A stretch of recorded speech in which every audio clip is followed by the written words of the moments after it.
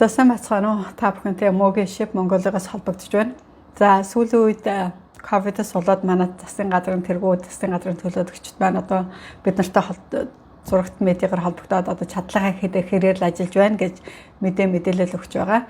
За өнөөдрийнхөө бичлэгээр би та бүхэнд тутгал манай Монгол улсын засгийн газрын чадал нь яг хэр байсан бэ гэдэг талаар юм бяцхан мэдээлэл хуваалцъя гэж утсан.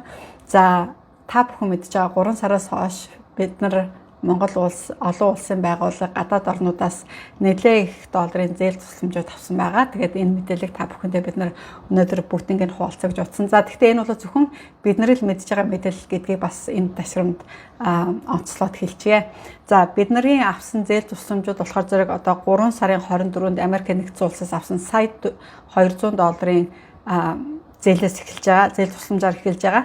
За дараа нь 3 сарын 1-нд Азийн хөгжлийн банкнаас $1 сая, дараа нь 3 сарын 25-нд Дэлхийн банкнаас $2 сая 200, дахиад 4 сарын 2-нд $26.9 сая, 4 сарын 24-нд $41 сая, 4 сарын 24-нд дахиад $12 сая. За тэгээд энэ Дэлхийн банкнаас авсан зээл тусламжууд болохоор одоо эмнэлгийн багц төхөөрөмжөнд ч юм уу эсвэл залуучуудын залуучууд болон одоо хөгжлийн бэрхшээлтэй хүмүүст ажлын байр олгох зорилготойгоор өгөгдсөн юм зээл тусламжууд байгаа.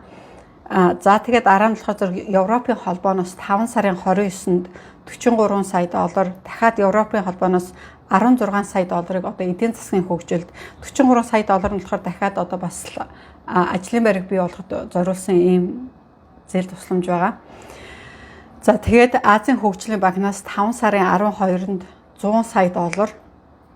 За тэгээд Хятад улсаас $13 сая авсан. Энэ болохоор эрүүл мэндэд зориулж авсан мөнгө байгаа. За тэгээд Азийн хөгжлийн банкнаас дахиад 5 сарын 30-нд $30 сая авсан. Энэ болохоор бас л одоо яаралтай эрүүл мэндийн яам зориулж авсан яаралтай агуулга барих, дунд шатны эмнэлгүүдэд тусламж өгөх ч юм уу, ариу талын тасгийг шинжлэх гэх мэтчлэнгээр ийм зорилттой авсан. За тэгээд дараа нь 6 сарын 12-нд Япон улсаас одоо ойролцоогоор $9.3 сая зээл авсан байгаа. Одоо эдийн засаг бас л эрүүл мэндэд зориулж авсан. За тэгээд 6 сарын 19-нд Дэлхийн банкнаас дахиад $20 сая зээл тусламж авсан. Энэ болохоор бас ажлын байр бий болгох, эмзэг бүлгийнхэн туслах гэсэн ийм зорилготой. За тэгээд Азийн хөгжлийн банкнаас 6 сарын 23-нд $26.4 сая зээл тусламж авсан байгаа. Энэ бас эмзэг бүлэг болон эмэгтэйчүүдийн эдийн засгийг бас эрүүл мэндийн салбарт нэмэр оруулах зорилготойгоор авсан ийм зээл тусламж байгаа. За тэгээд 7 сарын 25-нд нэгдсэн үндэсний байгууллагаас $1 сая зээл тусламж, дараа нь 9 сарын 3-нд Азийн хөгжлийн банкнаас $1.5 сая зээл тусламж. За тэгээ хамгийн сүүл та бүхэн мэдж байгаа Япон улсаас $230 сая зээл тусламж. За ингээд нийт манай Монгол улс нийтдээ $673 сая 516 мянган зээл тусламжуудыг гадаадын орнууд, олон улсын байгууллагуудаас одоо өнгөрсөн 3 сараас хойш авсан байна. За тэгэхээр энийг одоо Монголд хөрөхөөр шийдвэрлэх юм бол 1 их найд 920 тэрбум 418 сая 800 мянган төгрөг болж байгаа. За тэгэхээр одоо манай Монгол улсын өнөөдрийн чадал иймэрхүү байна. Одоо тэгээд чадлаараа ажиллаад байгаа засгийн газар өнөөдөр иймэрхүү байдалтай байгаа. За би сүүлийн үед одоо чадлаараа л хийж ин гэдэг үгийг одоо Монголоос маш их сонсдог болсон. За би удирдлага менежментийн ажил хийгээд 13 жил болж байна. За Америк нэгдсэн улсад ажлын байранд хийдэг нэг нэвтрүүлдэг одоо нэг гол зүйлээ нэг нь юу гэхээр зэрэг улир тутам ажилчдынхаа гүйцэтгэлийг шалгадаг.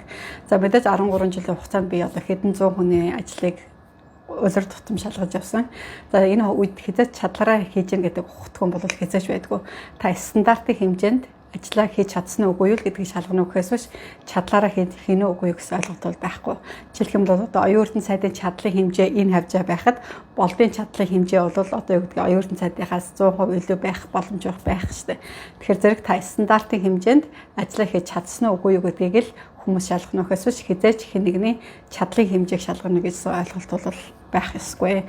За тэгэхээр та бүхэн одоо Монгол улсын Монгол улсад 11 сарын хугацаа байсан энэ ковидод хэр бэлтгэлтэй байх хэмжээг нь дээр нь санхүүгийнхаа хавьд одоо 700 сая доллар буюу одоо 1.9 их найт төгрөг баг 2 их найт төгрөгийн энэ хэмжээ байсан. За тэгэхээр зэрэг бэлтгэлтэй байх бол хангалттай хугацаа, хангалттай эдийн засгийн боломж бол байх байсан гэдгийг энэ бичлэгээс харлаа. За ингээд дараагийн бүчлэгээ бүгдээр эргээд уулзцгаая. Түр баяртай.